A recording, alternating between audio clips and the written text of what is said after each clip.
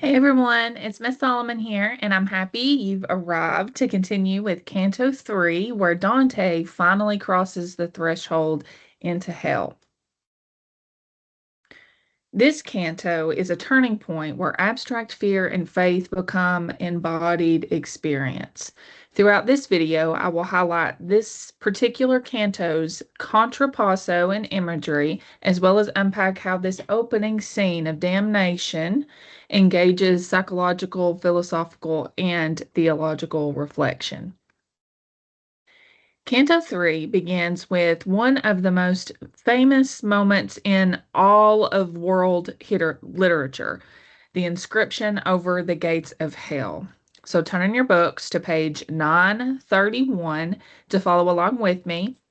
I wish I had some ominous haunted music to layer over this, but my redneck voice will just have to do. So here we go. I am the way into the city of woe. I am the way to the forsaken people. I am the way into eternal sorrow. Sacred justice moved my architect. I was raised here by divine omnipotence, primordial love, and ultimate intellect. Only those elements time cannot wear were made before me, and beyond time I stand. Abandon all hope, ye who enter here. The voice on the gate itself speaks with terrifying composure and embodies divine justice, which asserts that hell is not the product of necessity and order, but it exists as a product of cruelty.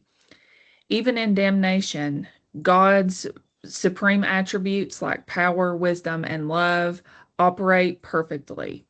This is a paradox in this opening that kind of drives centuries of philosophical and theological debate.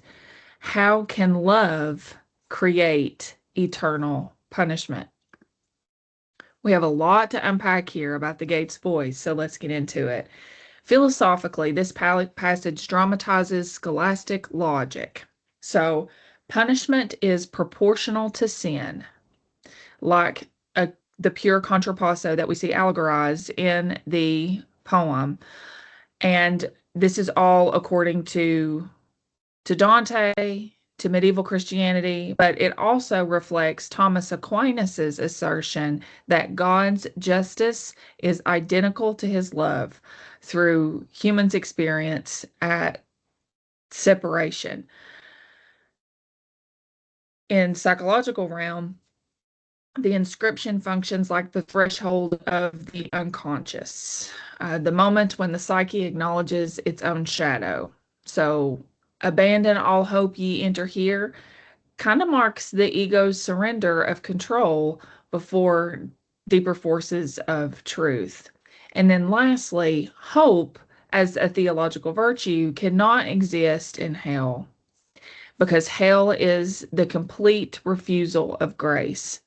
The loss of hope here is a kind of flip on heaven's perfect faith, almost perfectly, mathematically, geometrically opposite the loss of hope and the loss of faith.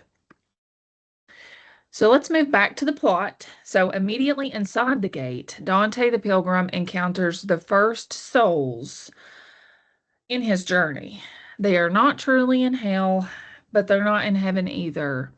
These are the neutrals, the souls who in life took no stand for good or evil. Look with me in your book on page 932, starting at line 25, to see more about the souls who occupy the space immediately adjacent to the gate of hell, also referred to as the Ante-Inferno or before Inferno. So here's what Dante the poet and by way Dante the Pilgrim has to say about this landscape. Voices hoarse and shrill, and sounds of blows, all intermingled, raised tumult and pandemonium that still whirls on the air forever dirty with it, as if a whirlwind sucked at sand. And I, holding my head in horror, cried, "Sweet Spirit, what souls are these who run through this black haze?" And he to me, "These are the nearly soulless. These are the nearly soulless, whose lives concluded neither blame nor praise. They are mixed here with that despicable corpse of angels who were neither for God nor Satan, but only for themselves. The high Creator scourged them from heaven for its perfect beauty, and hell will not receive them, since the wicked might feel some glory over them." So the souls in the Ante-Inferno, these neutrals, the opportunists, they have a contrapasso of their own. And a contrapasso is kind of known as this literary device that Dante invented to allegorize the sins of folks who occupy the hellscape of the Inferno. And this one really illustrates the punishment for these half souls who committed the sin of indifference. Since they refuse to commit in life, they are denied both heaven and hell. They chase a blank banner endlessly, stung by wasps and hornets, their blood feeding maggots at their feet. Philosophically and artistically, the contrapasso for opportunists is like Ovid's idea of metamorphosis, but completely inverted because this is change without purpose.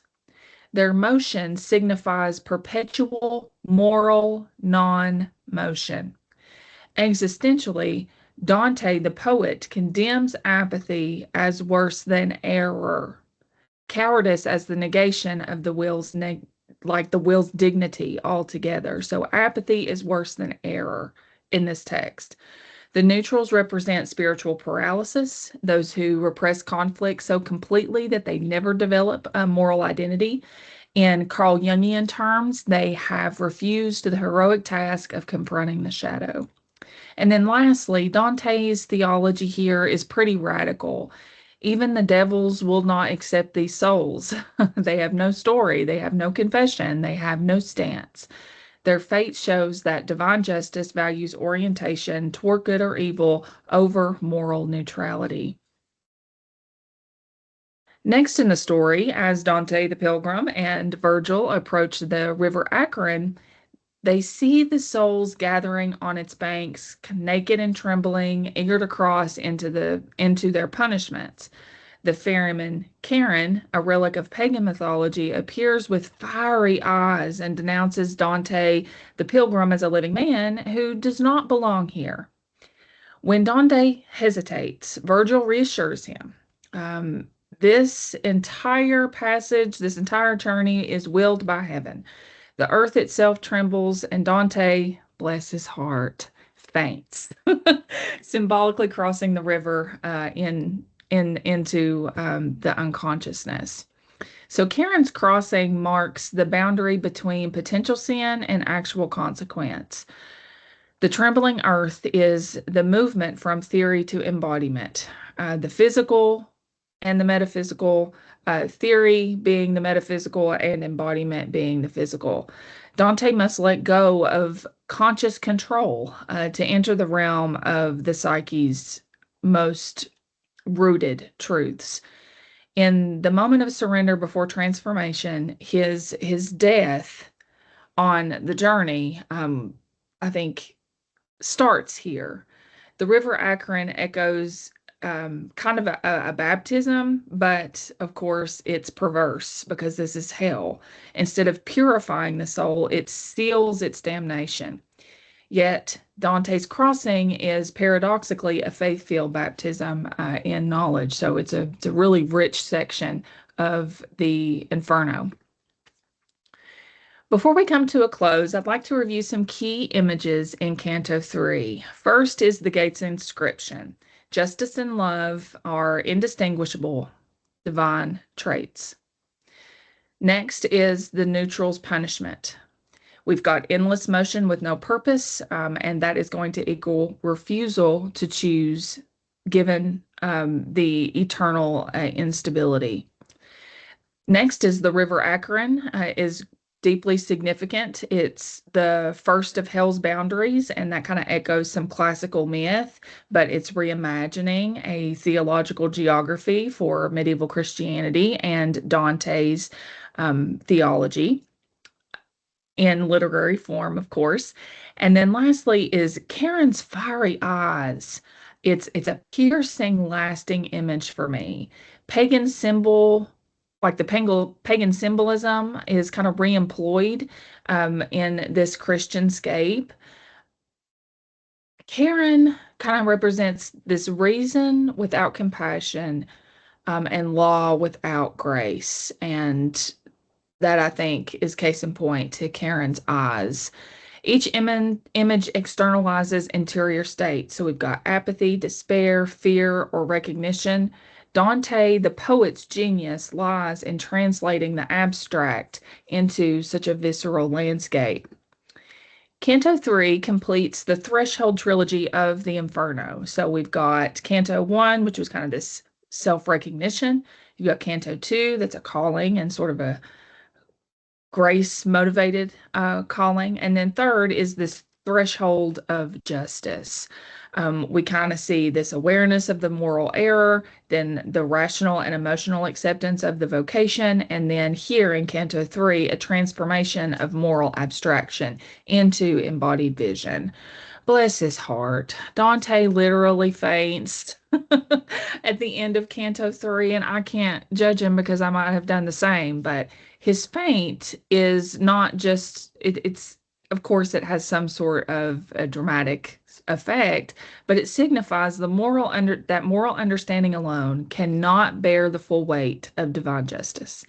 We must now experience what he previously only reasoned, which is, I think, a lot to take on. And it kind of helps us through each little plot twist of Dante's going to have some sort of emotional, spiritual, psychological reaction to what he experiences in the Inferno. And this faint is just yet another one of those scenes where we can potentially allegorize what it means. Of course, it's comical to us in the 21st century, but it means something really deeply about Dante and his journey. Right, this is the journey on our lives. He's halfway through, and he's grappling with all of that. So thanks for stepping into hell with me for a little while longer. We will move into Canto 4 next, where we meet several familiar figures from our reading assignments and I think our just experience as humans in limbo. So I will see you there.